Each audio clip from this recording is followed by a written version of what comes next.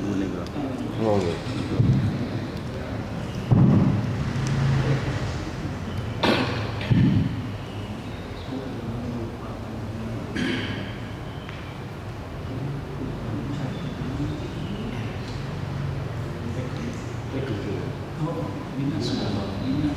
Assalamualaikum warahmatullahi wabarakatuh.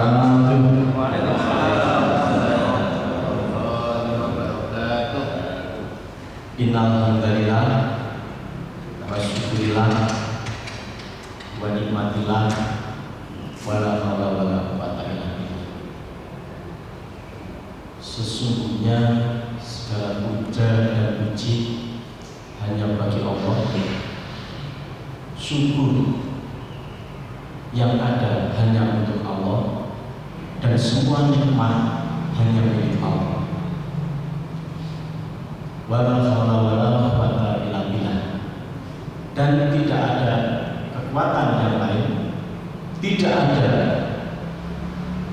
kemegahan kemampuan yang lain selain hanya pada Dia Allah yang maha tinggi, yang maha agung. Inna Allaha wa malaikatahu yusholluna 'alan nabi. Sesungguhnya Allah dan para malaikat bersolawat untuk Nabi. Maka ya ayyuhalladzina amanu, wahai orang-orang yang beriman, orang-orang yang asli yang beriman,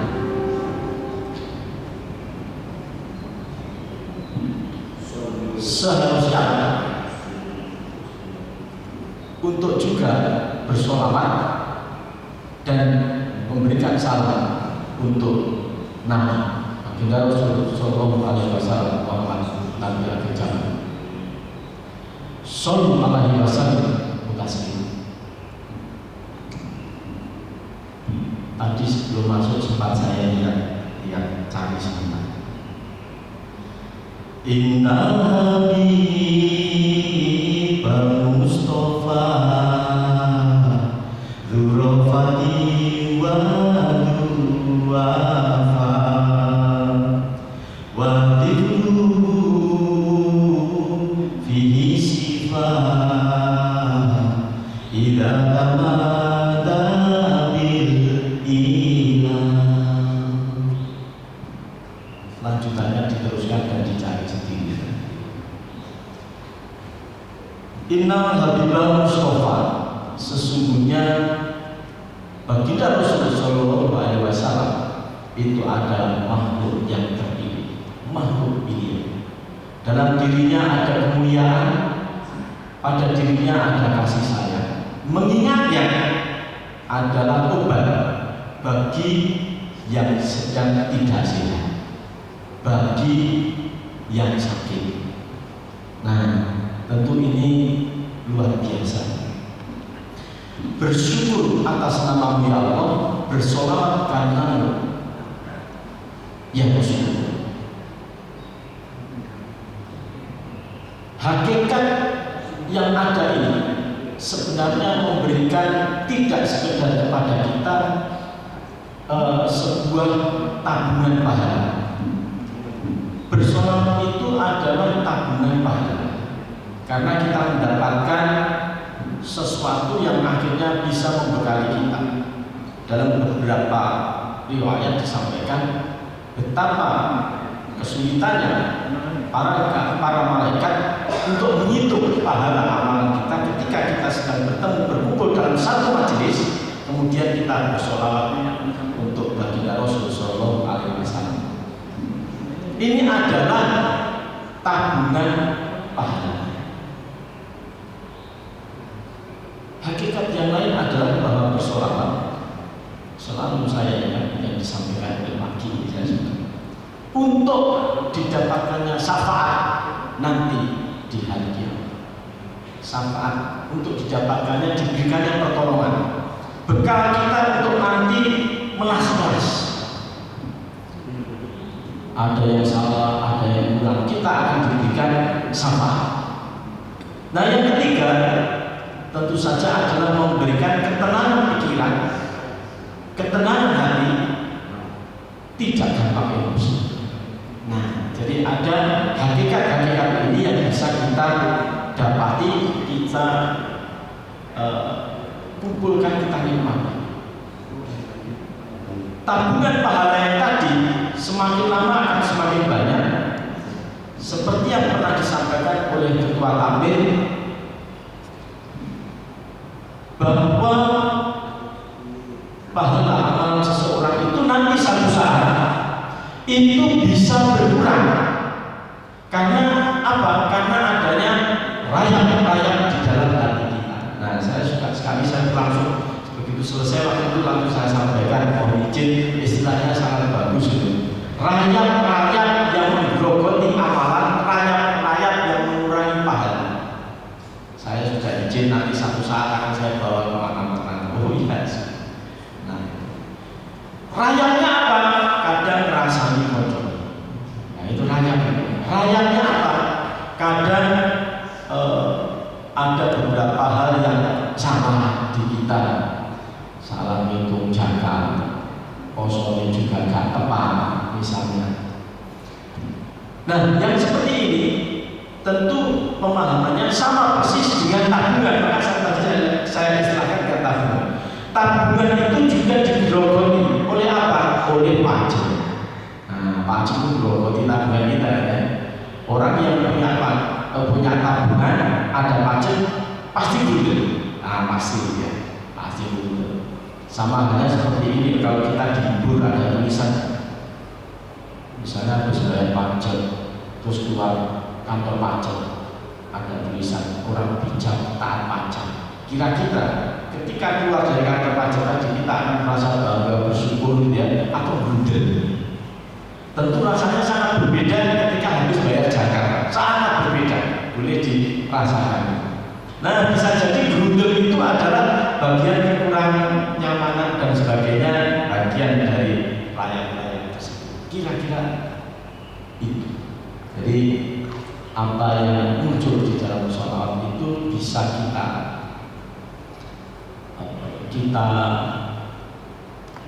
pelihara di setiap tarikan nafas kita sehari-hari. Tidak seperti agenda sebelumnya, mungkin kita hari ini di sini tidak berlama-lama ya, jadi bisa dilanjutkan nanti dengan koordinasi khutbah untuk Idul Adha. Ya mungkin 50 menit selesai. Karena dari judulnya aja kan, ketika 40 tahun usia. Ini terus terang saya agak repot dengan judul ini. Saya usul sendiri kepada takmir ya. Tapi setelah di sini, padahal yang ada di sini sudah lebih dari 40 tahun semua. Perasaan kok begitu ya? Belum. Oh belum ya. Rasanya kok bisa tanggung ke atas kabeh gitu. Jadi ada satu riwayat dikisahkan, riwayat ini mungkin sudah begitu terkenal ya. Ada seorang nenek, namanya nenek kan pasti Stowe gitu ya, Stowe untuk nenek gitu ya. Kamera memang kayak nggak bisa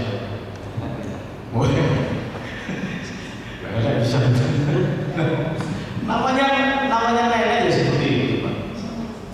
Nah, nenek-nenek ini menangis sejadi-jadinya di rumahnya. Kenapa? Karena baru saja beliau bertemu dengan baginda Rasulullah SAW. Jadi baru saja bertemu. Karena Rasul bilang bahwa nenek-nenek itu tidak akan bisa, tidak akan pernah masuk surga. Padahal dia sudah beribadah sebaik-baiknya. Sholatnya yowis, posonnya yowis, zakatnya yowis, kabeh semuanya dipenuhi. Ternyata disampaikan bahwa kalau nenek-nenek itu tadi topeng ya. Untungnya kok bukan kakek-kakek itu dibilang tidak akan pernah bisa masuk surga. tangisan tersebut pada akhirnya sampai ke telinga baginda Rasul Sallallahu Alaihi Wasallam bahwa ya Rasul ada nenek-nenek menangis setelah dengan tadi mengatakan bahwa nenek-nenek tidak bisa masuk surga, tidak boleh masuk surga. Loh, sebegitunya. Nah ini. Jadi kadang-kadang beliau itu dipahami dengan sangat serius. Akhirnya justru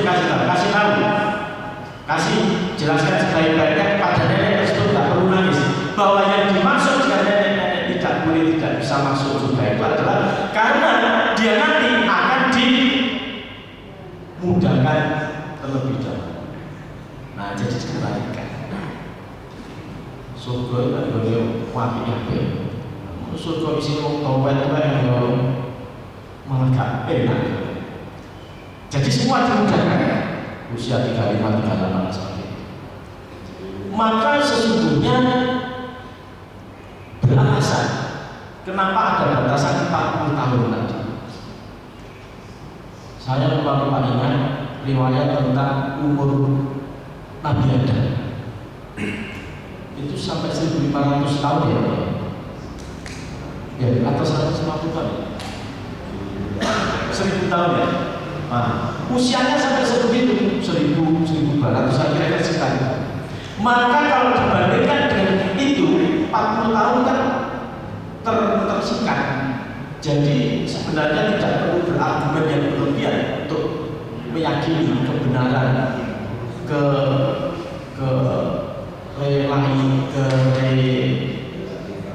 relatifan atau realitanya Quran gitu.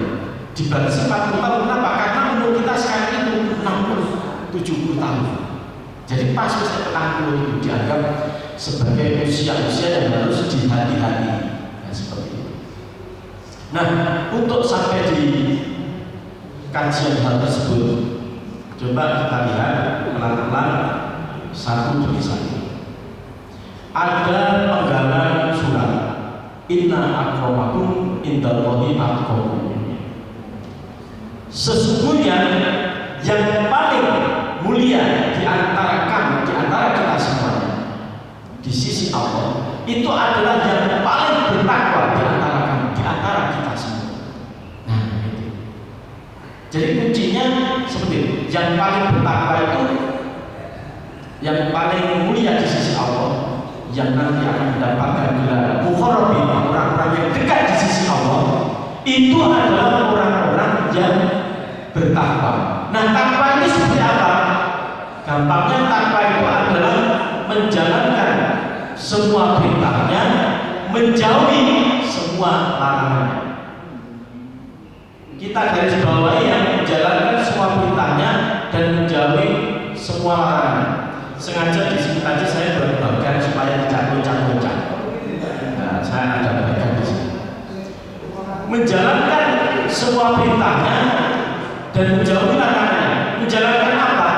Ya, standar haji, puasa, zakat, sholat. Ayo, ingat, untuk menjalankan hal tersebut tentu harus ada alatnya. Jadi untuk bisa haji, puasa, zakat, sholat harus ada alatnya. Gak iso kosong.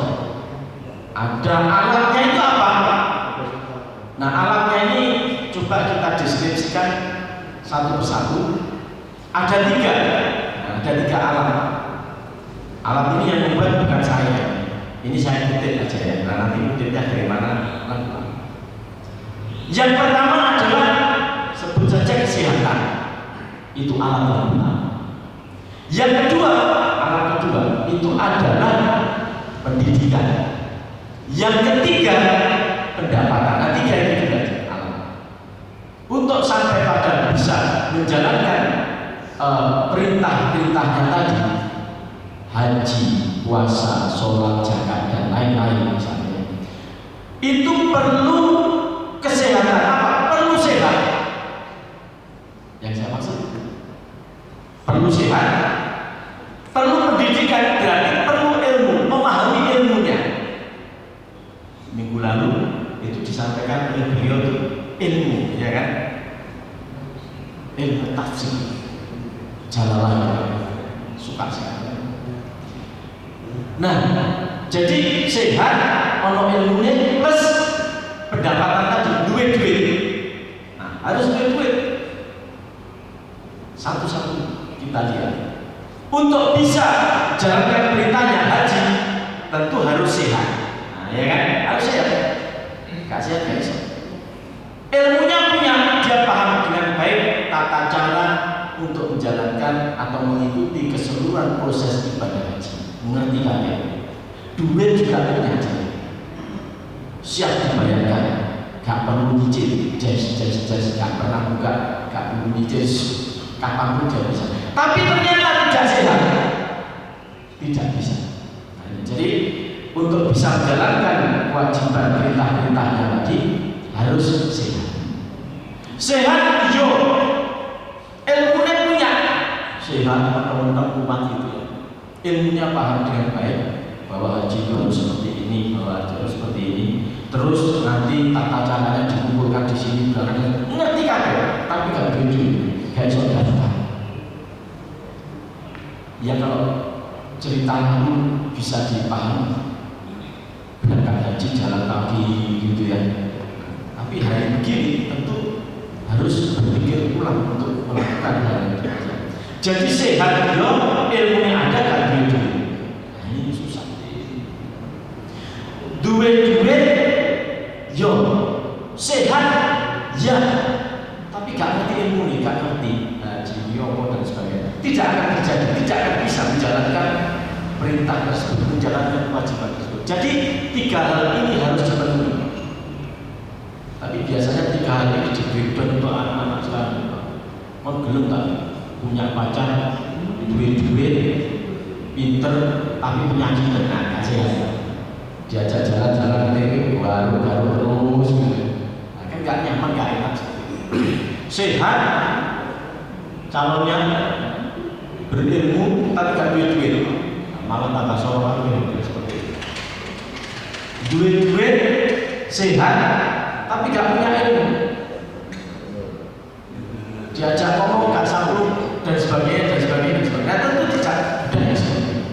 Ini yang saya maksud bahwa ada 3 alat yang diperlukan untuk sampai atau untuk menjalankan proses ketakwaan tersebut. Kehidupan saya masih pahit, jadi pahit.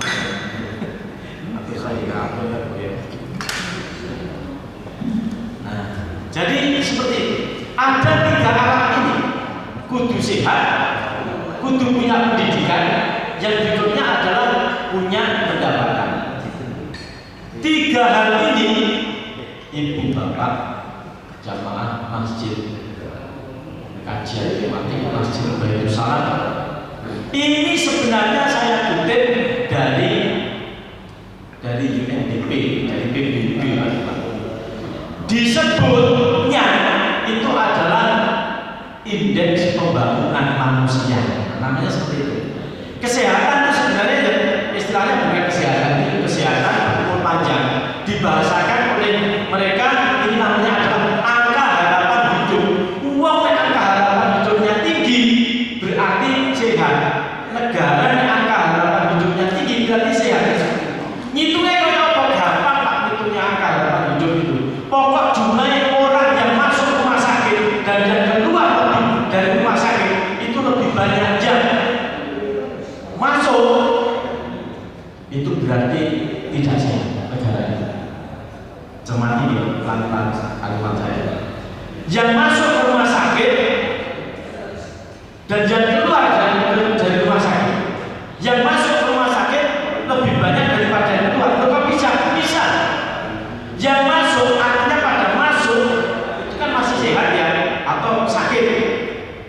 Tapi ternyata tidak keluar dari rumah sakit, berarti tidak sembuh. Itu yang dimaksud. Jadi kalau yang masuk 10 keluar dari rumah sakit 7, berarti rumah sakit gagal menyelamatkan 3 jiwa itu. Loh, tapi dia kan keluar dari rumah sakit itu keluar, tapi kan tidak dalam keadaan sembuh sehat. Itu maksudnya. Jadi yang masuk ke rumah sakit lebih banyak daripada yang keluar dari rumah sakit. Atau sebaliknya, yang masuk ke rumah sakit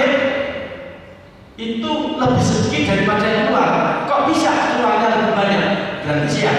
Bisa. 2 yang keluar 4, 1 yang keluar 2 dari rumah sakit. Ibu hamil melahirkan. Jadi kalau ibu hamil melahirkan, maksudnya kan 1 mas, keluarnya 2 bersama bayi yang baru dilahirkan. Kalau bisa seperti itu negara itu berarti sehat, angka harapan hidupnya tinggi. Nah, gampangnya begitunya. Tentu saja masih banyak nanti kantornya. Terus yang kedua tadi pendidikan. Jadi negara itu atau kita bisa melakukan itu kalau angka melek hurufnya itu tinggi. Istilahnya nggak enak, melek huruf memang istilahnya begitu. Melek huruf itu artinya di situ semuanya warganya iso baca tulis. Ilmu gak iso baca tulis, gak iso berangkat haji, gak iso baca tulis, kangelan untuk zakat, bayar zakat. Nah, seperti itu. Apa masih ada yang tidak bisa baca tulis? Masih ada. Di belahan sudut-sudut di negeri kita itu masih ada. Nah, seperti itu. Yang berikutnya adalah pendapatan. Nah, pendapatan ini ukuran lama. Yang dimaksud dengan indeks pembangunan manusia tadi Pak, itu dipakai itu baru tahun-tahun 90-an. Jadi sebelumnya untuk melihat negara itu maju atau tidak itu cukup dari pendapatannya. Nah, mulai tahun-tahun 90 itu pakai namanya indeks pembangunan manusia ini. Jadi yo pendapatannya, yo ilmunya, bisa baca tulis, yo angka harapan hidupnya. Nah, ketika 3 hal ini terpenuhi, kita breakdown untuk bisa melaksanakan semua perintah-perintahnya dan menjauhi semua larangannya tadi. Masalahnya sekarang, apakah kalau 3 hal ini sudah terpenuhi, wis sehat, wis duwite yo enak, terus kemudian sudah berilmu iso baca tulis, apakah sudah bisa menjamin ketakwaan itu tercapai? Nah, ternyata belum. Tidak. Nah, terus apa? Berarti indikator dari DPPBB tadi itu ya indikator untuk membangun kesejahteraan yang ada di dunia. Untungnya kita ini masih punya banyak dasar pemahaman, dasar untuk berkarya, berkreasi, beraktivitas, beribadah.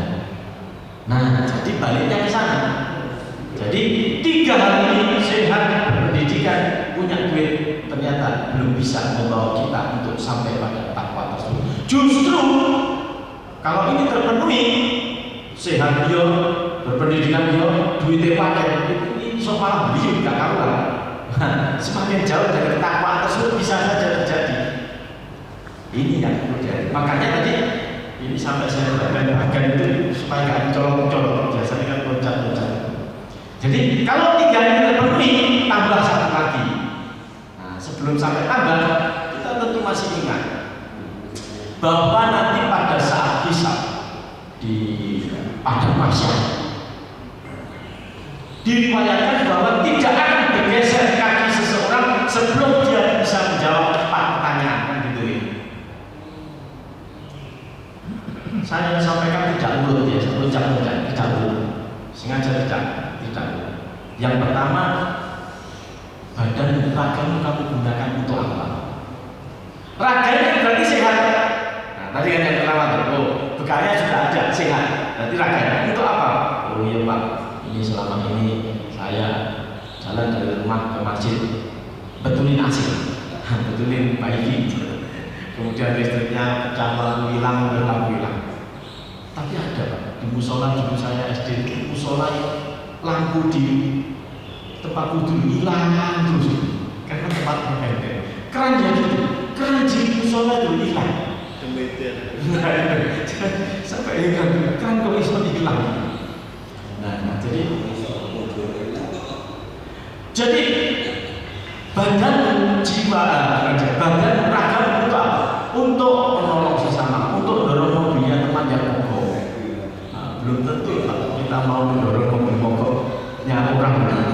Saya punya teman itu tinggalnya di seputaran perumahan Paru. Teman saya, ketika ada mobilnya ini orang tetangganya itu berangkat mogok, dia tak tahu teman saya pas jalan untuk dorong. Dia betul-betul tidak mau saya. Kenapa? Karena selama ini kalau dia berangkat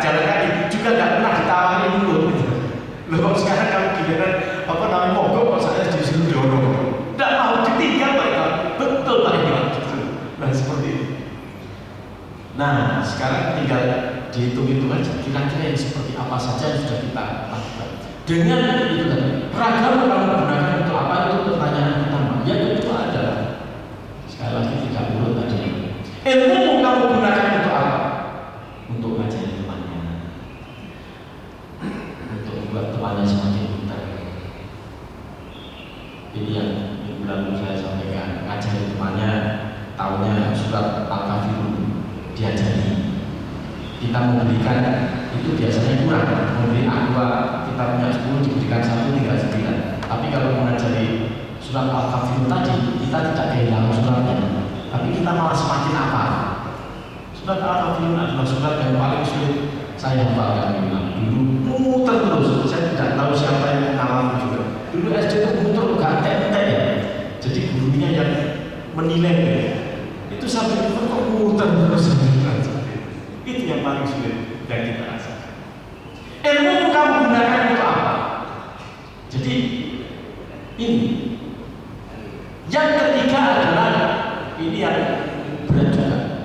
Hartamu kamu gunakan untuk apa dan dari mana? Jadi kalau raga tadi pertanyaannya satu, ilmu pertanyaannya juga satu, ke depan semua. Harta pertanyaannya ke depan dan ke belakang kan? Hartamu kamu gunakan untuk apa? Biasanya dengan pertanyaan ini banyak di kita itu selamat, bantu sesama, bayar zakat, bepergian ke tempat-tempat yang benar. Tapi ketika dilihat pertanyaan dan dari mana, ini banyak yang meleset. Banyak yang meleset lagi Pak sekarang, apalagi hari-hari seperti ini. Hartamu untuk apa dan dari mana? Dari mananya ini yang kita sudah banyak contoh saat sekarang. KPK itu seperti tidak ada habisnya menangkapi orang. Dan ketika orang itu sudah dengar yang akan ditangkap, dia malah lebih sibuk untuk mengamankan yang dia sudah punya. Dia ilani bahwa berikutnya itu ada hisab. Penyidik KPK bisa dihapusi, gitu ya. Tapi hisab nggak bisa dibujui kan, gitu ya. Nah ini, maka saya senang satu istilah kemarin itu ada perdebatan. Orang itu takut tidak mau dengan makanan haram, mau haram. Tapi ketika dia uang haram, nyaman saja, tenang saja. Nah ini yang harus dicermati ulang, dicermati. Nah, jadi dengan tiga ini terbekali dengan alat tadi, kesehatan, ragam, kemudian ilmu dengan pendidikan tadi, pendapatan emas tadi. Nah, satu lagi, usia kamu gunakan untuk apa? Nah, usia ini kan yang tidak terfasilitasi di tiga indikator tadi. Usia untuk apa? Usia itu kita jangan berpikir loh, usia kan saya gunakan untuk jalan ke masjid tadi. Tidak hanya itu, usia sejak kecil sampai terus ya. Dulu kelas 4 SD, 5 SD semua geber-geber sholat di kan gitu ya. Begitu SMP beliau dikenal macam-macam, SMA atau rotot nomor gitu ya. Nah, seperti itu akhirnya. Nah, usia ini untuk apa saja? Ini yang karena belum terfasilitasi, maka ketika umur sekian baik, umur sekian tidak baik, umur sekian tidak baik, sampai pada tahapan umur berapa ya, akhirnya ternyata ada tokoh Pak. Ini dalam ilmu populer, ada tokoh namanya Pak Walter. Walter Benjamin itu yang populer dengan istilah life begins at 40. Hidup dimulai umur 40 tahun. Ini beliau yang mempopulerkan istilah itu pada tahun sekitar 1930 berapa. Padahal istilah itu sebenarnya sudah ada jauh. Jadi pada masa-masa Yunani umur dan sebagainya itu sudah ada dibicarakan Imam Al-Ghazali dan lain sebagainya sudah. Nah, tapi yang terkenal di psikologi itu Walter Benjamin. Karena dia yang teriak-teriak yang kuat-kuat. Hidup itu dimulai umur 40 tahun. Nah, ketika umur 40 tahun, itu apakah berarti sebelumnya tidak hidup? Hidup. Artinya kemapanan dari berbagai segmennya. Apa saja? Dari segmen finansial. Umur 40 tahun mulai ada kemapanan tadi. 40 tahun kok wis gak duwe cicilan. Nah, Cicilan itu berber ketika umur selalu itu likur terlalu itu berber gak kantor malah tahu tempe terus gak kuat sampai mau sama tapi ketika umur 40 tahun beli terus kemudian jaga loh tetangga saya Pak 45 tahun jadi ngancur terus artinya melihatnya jangan kasus per kasus secara umum 40 tahun itu mulai ada tahapan kemapanan wis gak duwe angsuran, gak duwe cicilan, gak ada yang dipikirkan lebih karena semuanya sudah terdapatkan. Sering disebut sebagai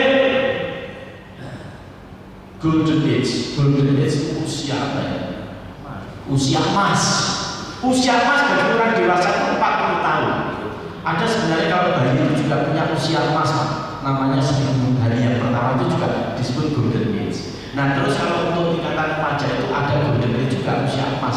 Itu pada saat usia kuat-kuatnya dia. Misalnya seorang atlet gitu ya, 25 tahun itu adalah usia emas.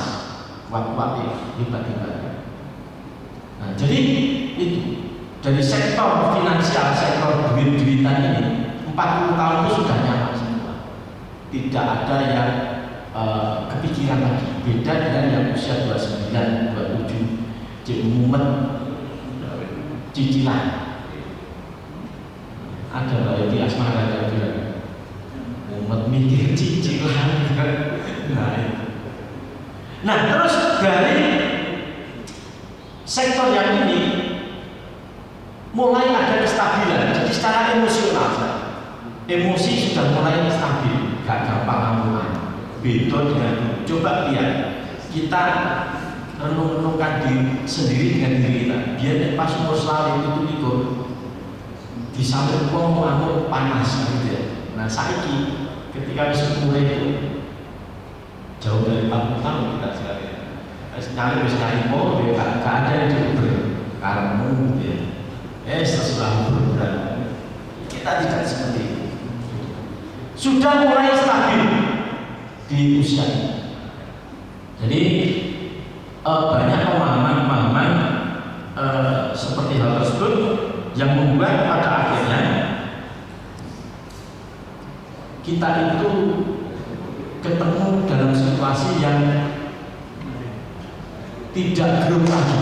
Usia growth itu usia 27, 25 yang saya sebut tadi. Makanya ada istilah kalau ingin awet muda itu jadilah pengusaha. Jadi kalau jadi pengusaha itu akan awet muda dibandingkan kalau jadi atlet. Atlet itu yang paling cepat tua. Begitu umur 29, 35 kita jalan. Atlet sepak bola itu sudah jaga tua kan? Sudah tua. Begitu dia pensiun dari pemain bola 37 tadi jadi pengusaha. Maka dia disebut pengusaha muda. Muda benar. Maka kalau ingin muda itu jadilah pengusaha. Di ini himpunan pengusaha muda Indonesia anggotanya juga ada umur 60 tahun tetap disebutnya pengusaha muda. Jadi makanya kalau pengen muda itu jadilah pengusaha. Kepada kita akhirnya diberikan tuntunan. Jadi tuntunannya adalah dalam Quran itu disebutkan penggalannya. Saya sebut penggalannya yang bukan surga. Wabarako arba'ina sanatan khol. Ketika seseorang itu sudah mulai umur 40 tahun, dia akan berkata, dia akan berdoa. Doanya apa? Dia berkata seperti apa? Robbi ausi an askuro nikmatakalani.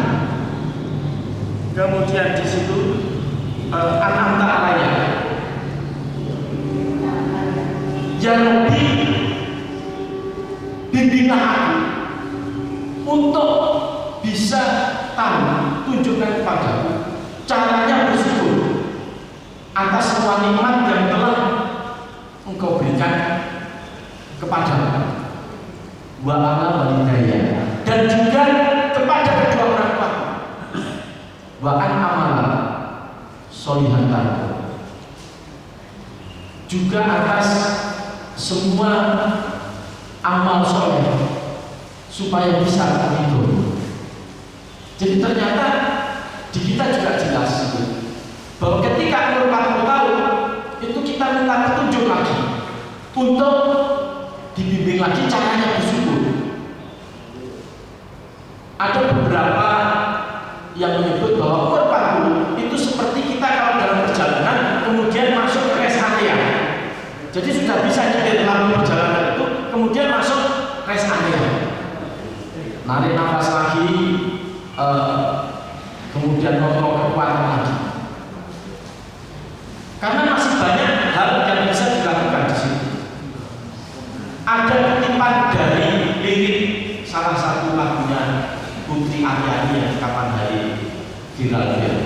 Usia seseorang itu seperti es, dipakai atau tidak dia akan meleleh. Usia seseorang itu seperti es, dipakai atau tidak akan meleleh. Digunakan sebaik-baiknya kita akan sampai pada usia itu. Tidak digunakan sebaik-baiknya kita pun tetap akan sampai pada usia tersebut. Nah di sana kita ternyata pada umur 40 diminta petunjuk untuk caranya bersyukur. Bersyukur itu seperti apa? Ada 4 bagaimana kita bisa mensyukuri nikmat Allah itu.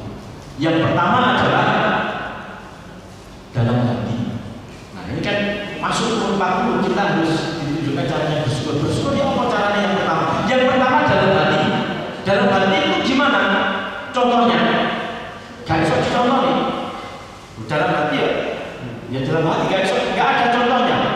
Lo sampaikan aja. Contohnya kan misalnya kita mengucapkan hamdalah dalam hati Pak Guru. Itu bukan contoh, itu penjelasan. Nah, ya. Kalau contoh ya menengahi dalam hati. Nah, pokok yang baik-baik gitu ya. Kalau saya katakan contohnya adalah dengan mengucapkan alhamdulillah hamdalah dalam hati, itu bukan contoh, itu penjelasan. Cara bersyukur yang kedua itu adalah dengan lisan tadi. Lisan. Atas sebuah capaian, mari bersama-sama ibu bapak kita mengucapkan hamdalah karena pada pagi hari ini kita masih diberi kesempatan untuk bersemuka. Itu bahasa Indonesia bersemuka, bertemu muka. Cara saya ya bersemuka itu ada. Atau mungkin saya dulu bisa jadi situ bersemuka. Berseorang. Nah seperti itu. Dengan yang ketiga biasanya para pemain sepak bola kalau mensyukuri gol yang diciptakan dia langsung sujud syukur. Sujud syukur bisa dengan banyak pemahaman. Harus wudu dulu dalam keadaan bersih suci, nutup aurat baru sujud syukur. Ada yang bilang nggak perlu langsung berarti takut langsung sujud syukur. Masa habis takut kemudian wudu dulu balik lagi. Nah seperti itu. Tidak perlu sebenarnya yang seperti itu diributkan, dirumetkan. Karena seperti yang lalu, kalau ada perbedaan itu sebenarnya kita tidak perlu terlalu ngotot karpidi. Yang kita sampaikan di bulan diskusi kedua, aku nawar ya.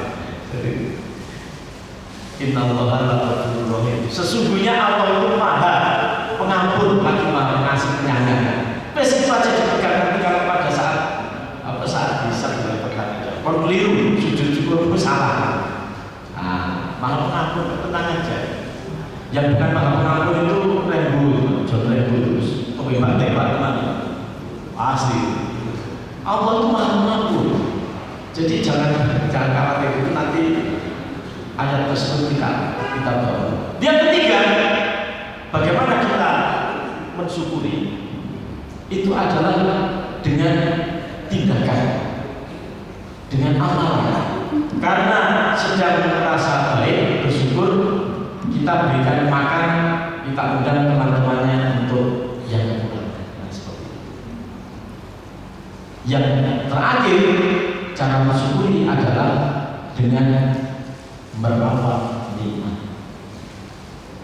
Mumpung umurnya bijak, sehat, kuat, merawat sehat itu dilakukan dengan makan makanan yang sehat. Contohnya ya ini, mungkin ya contohnya air putih, kopi pahit, tapi sepertinya kalau sudah kelewat, ini kondisi murid gak sehat, baru mulai makanannya sayur biasa kayak gitu. Nah, jadi merawat nikmat itu namanya. Merawat nikmat itu seperti itu. Berkendara, mobil baru bagus ya, merawat nikmat, nikmati sebaik-baiknya. Sosok ya semalahkan nikmatnya. Jadi kurang lebihnya seperti itu apa yang akan kita diskusikan. Jadi terima kasih atas segala perhatian. Mohon maaf untuk semua kekurangan, dan seperti biasanya kita akhiri dengan bersama-sama dalam doa kafaratul majlis. Subhanallah wa bihamdika asyhadu an la ilaha illa anta astaghfiruka wa atubu ilaik. Assalamualaikum warahmatullahi wabarakatuh. Saya kembalikan kepada beliau, barangkali akan ada yang disambung terkait dengan itulah. Barangkali ada. Terima kasih.